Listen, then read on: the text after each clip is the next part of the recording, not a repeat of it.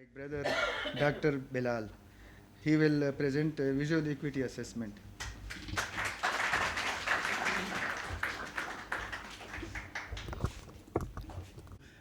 My supervisor and mentor, Professor Sanaullah Jan Sahib, who gave me this opportunity and invited me to this workshop, and also Professor Naeem Khan Sahib and Abdul Qadir and Dr. Irfan, and also Professor Shad Mohammed Sahib and Abid Nawaz Sahib and Professor Jia Mohammed Sahib, because all these activities are because of their investment in ophthalmology. So coming to the topic, I'll briefly discuss the visual acuity assessment in amblyopia.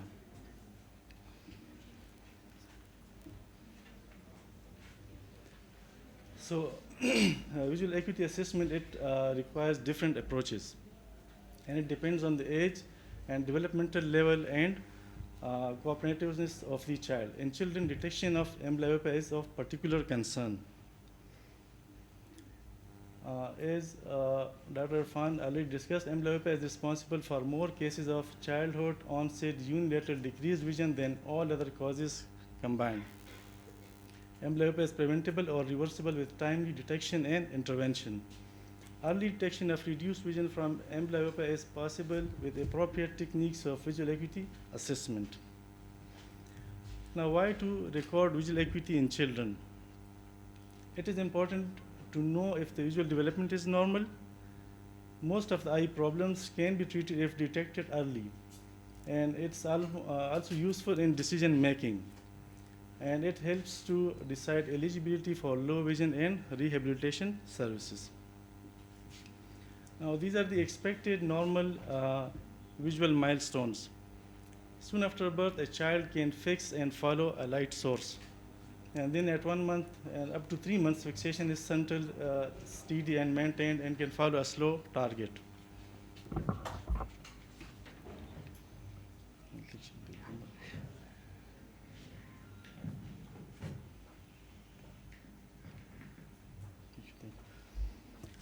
Then up to 3 months, the child can develop binocular vision and eye coordination.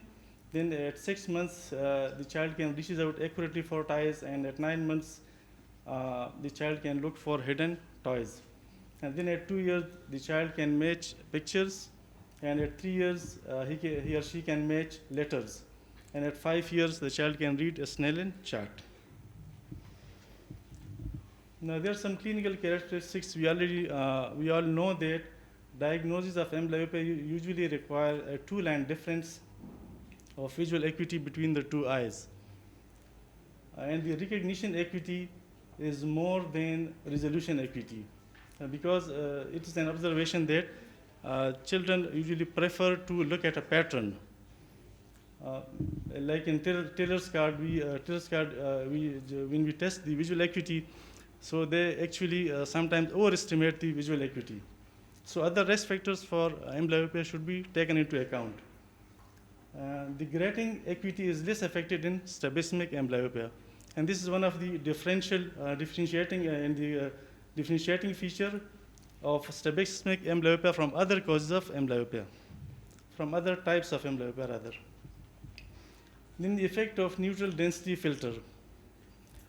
So when placed in front of affected eye, visual acuity improves by 1 or 2 lines. Now, the crowding phenomena, we all know that's the inability of the amblyopic eye to distinguish letters that are crowded together. Visual acuity is better for single optotypes rather than the whole line. Now, visual acuity testing in pre-verbal children. First is fixation and following or tracking. It is observed at 6 weeks of age, and it is observed as the child's attention is directed to the examiner's face, or a bright colored tie is moved to the right or to the left. And it grossly indicates whether the child is visually alert. Now, fixation preference. If the child resists occlusion of one eye, the other eye may be amblyopic. Like here we can see that the child is resisting occlusion of his left eye. So this eye may be amblyopic, and this is the better eye. Here we can see that the child shows a strong fixation preference in his left eye. So this is the better eye. And this is the eye with having amblyopia or decreased vision. Now fixation behavior. This is actually used to establish unilateral preference in cases of a manifest squint. So fixation is promoted in the squinting eye by occluding the dominant eye, like here. If this eye is having squint, so if we cover this eye will come into fixation. So while the child fixates a target of interest, the other eye is uncovered and ability to maintain fixation is observed. If fixation returns to the uncovered eye, visual acuity is impaired. And if fixation is maintained to a blink, then visual acuity is good. Or if there is alternate fixation, then both eyes have equal vision. Now fixation behavior can be graded by the CSM method, that is central, steady, and maintained.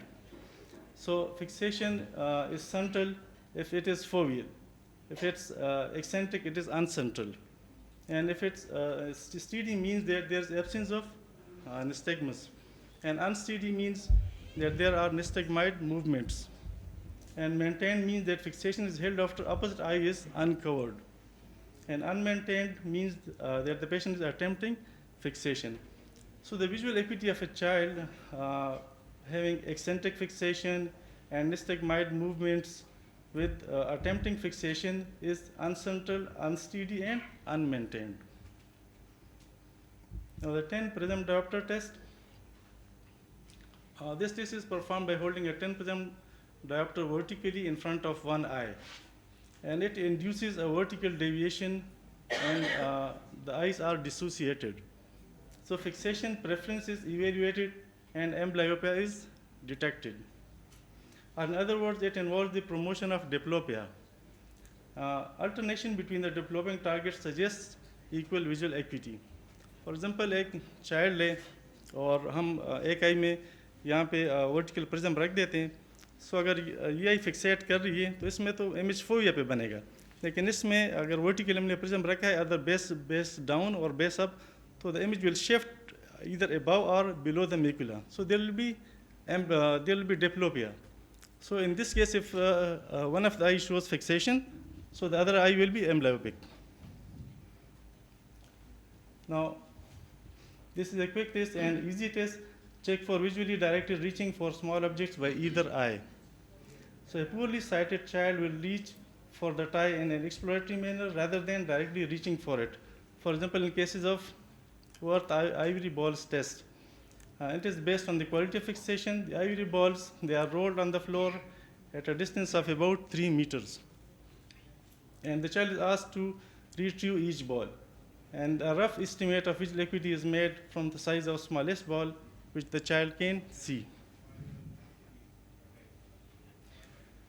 Now, there are some alternative methods of visual acuity assessment in pre-verbal children, like the preferential looking test. It is observed that infants prefer to look at a pattern rather than a homogeneous stimulus. Infant is exposed to two stimuli, the grating or the pattern stimulus, like the black and white steps, like this one, and a gray screen or homogeneous screen, this one. An observer is positioned behind a peephole. This is a peephole, and the observer is positioned behind this peephole. Between these two, the grating and the gray screen. Now the observer monitors the child's eyes for fixation movements behind that peephole. The position and width of the steps are varied on each trial. So these steps are varied on each trial, and the tests in common use include the Teller and Keeler acuity cards. These are the Teller cards. And the Cardiff acuity cards, these are the Cardiff acuity cards, which consist of familiar pictures with variable outline width. These are also called the vanishing optotypes, because जितना visual acuity improve होती जाती है, उतनी जो outlines है ये thin होती जाती हैं और vanish होती जाती हैं. And these are actually popular in Europe. Now, low frequency gratings are pictures with a wider outline, like this one. They are seen more easily than high frequency grating or thin outline pictures, like in this one. So the frequency of the line spacing determines the visual acuity, and seeing narrower steps denotes better vision. Now, since grating acuity often exceeds Snellen acuity and amblyopia, the Taylor records they may overestimate the vision. So the result must be considered in combination with risk factors for amblyopia. Now, visual evoked potentials, they quantitatively assess visual acuity in preverbal patients. They are appropriate for infants and young children who cannot communicate visual symptoms or cooperate for standard vision assessment. The electrodes are placed over the occipital lobe to measure electrical signals and response to visual stimulus. The child views a series of bar or grid patterns. If the stimulus is large enough for the child to discriminate, a visual impulse is recorded. And visual acuity is estimated based on the smallest stimulus width that produces a response. Now the Bruckner's test, very easy and quick test, also called the fundus red reflex test. It is performed in a semi-dark room using a direct ophthalmoscope, and it assesses the red reflex from both eyes simultaneously. And it is done both at close distance, 0.2 to 1 meters, and for long distance as well, 3 to 4 meters. It quickly determines the clarity and symmetry of the two red reflexes, and it identifies potentially amblyogenic conditions such as cataract, anisometropia, isometropia, and ocular misalignment, just like we are doing the distant direct ophthalmoscopy. Here we can see that cataract is detected both at the near and far distances, whereas the amblyopia, anisometropia, and hypermetropia, they are detected mostly on distant ophthalmoscopy or a distance of 3 to 4 meters. These are findings of the Bruckner test. In normal cases, the pupils, both pupils shine equally, like this one. This picture is at a distance of, say, for near distance, and this is at a distance of 3 to 4 meters. Now, the fundus findings, the findings such as both pupils, if they shine differently, if there are punctate lens opacities, or if there are diffuse lens clouding and leukocoria or white pupil reflex, so they all are pathological and they require urgent ophthalmological examination. Now, these are findings. The larger pictures, they are at a distance of 10 centimeter or near distances, and these one, the smaller one, they are at a distance of 3 to 4 meters. Now, this is a normal finding. Both pupils shine equally both at near and far distances. Here we can see that this pupil is shining normally, but this pupil is darker. So both at the distance and the near and distance. So it seems to be a diffuse cataract. Here we can see again that both the right pupil is shining, but the left pupil is darker, both at distance and near distances. But here we can see light. थोड़ी सी हमें यहाँ पे funds हमें नज़र आ रहा है, इस picture में क्लियर नहीं है, लेकिन अगर हमें फंडस नज़र आ रहा है तो इसमें it can occur in nuclear cataracts. और यहाँ पे आप देखें एक डार्क सा स्पॉट है, both at near and far distances. So it is most likely a polar cataract. So यहाँ पे देखें तो at near distance पे both people shine, both peoples are shining, but far distance में अगर हम देखें तो right one is shining, but the left one is darker. So this is actually anisometropia. And यहाँ पे देखें तो again at near distance both peoples are shining, लेकिन near distance, far distance पे both peoples are darker. So this occur in cases of bilateral ametropia, either myopia or hypermetropia. Sorry for interruption. One very important thing for the juniors is that a brighter reflex can sometimes be indicative of which disease? Retinoblastoma. Okay, na? So while doing Bruckner's test, you should be very careful that a brighter reflex may be showing some hidden pathology. I want to add that Dr. Saab mentioned very nicely the 10 vertical prism diopter test. Another test is 4 base out prism test, which can also detect amblyopia. Okay, one more thing, Fariksha or Kasha would be saying. Generally, we say that it is amblyopia when there is 2 Snellen's lines difference of best corrected. What about the logmar? In logmar, it is different. नहीं ये हाँ। मैं आपको ये concept अब खत्म हो गई है ये पुरानी बुक अच्छा, चलिए, सही है। ये One more लाइंस चीज़ है। का कि वो कहते हैं कि आप इसको आप भी आपके पास 3 इयर्स 4 इयर्स का चाइल्ड आगे 1 लाइन है आपने कहते कि एम्ब्लियोपिया नहीं है 3 साल बाद वो आएगा वो 5 लाइन डिफरेंस होगा अच्छा, चलिए, अब सही है। जो से वो है कंट्रास्ट सेंसिटिविटी जी, यही मैं कहती हूँ. One very important thing is specifically in our IOPD we have contrast sensitivity charts. Exactly. ठीक है ना बच्चे? In which we detect the contrast sensitivity is less in a amblyopia. ठीक So है? it means that a smaller difference should not be ignored if its difference is less than 2 lines. Yes. Now, visual acuity testing in verbal children, these include the crowded K picture, the Keeler logmar, crowded test, the Steicar letters, the E-test. Sorry, one more thing. You go to the back picture, back slides.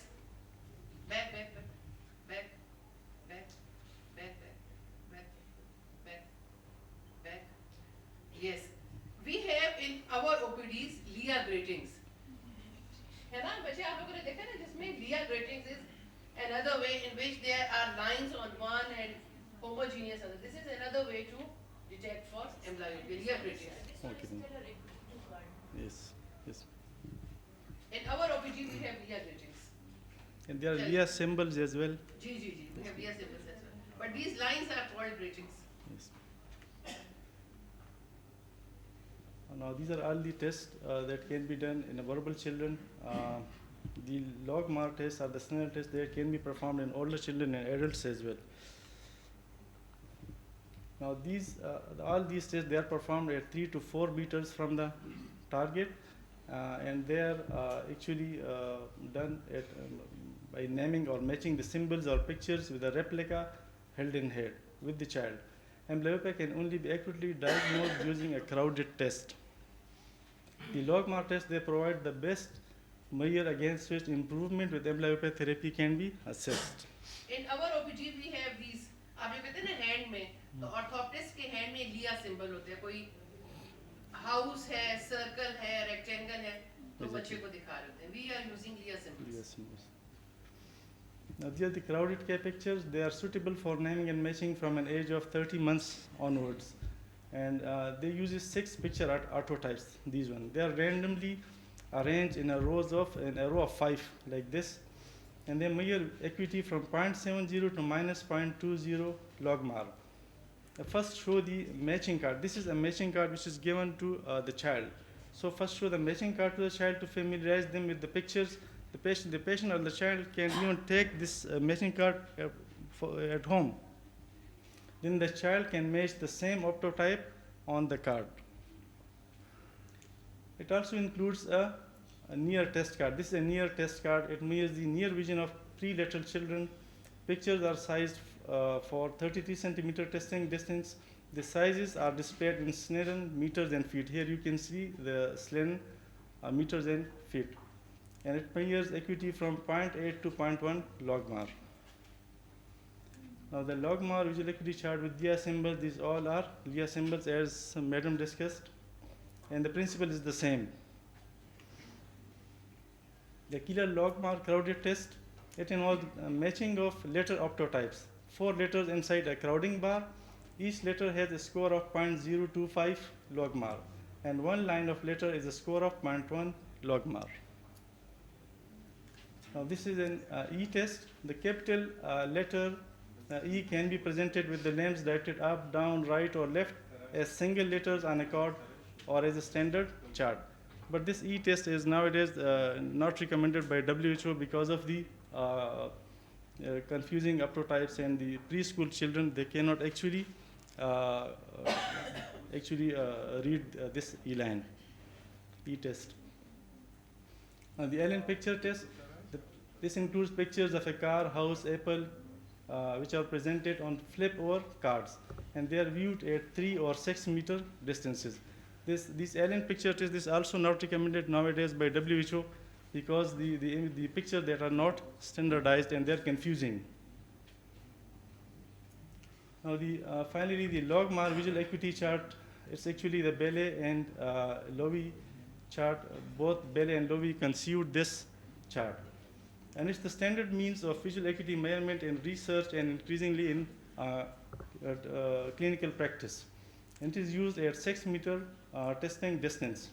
Each line comprises of 5 letters and the spacing between, sorry? ये मुख्तलिफ में आते हैं लेकिन Yes, 4 में भी आते हैं, exactly.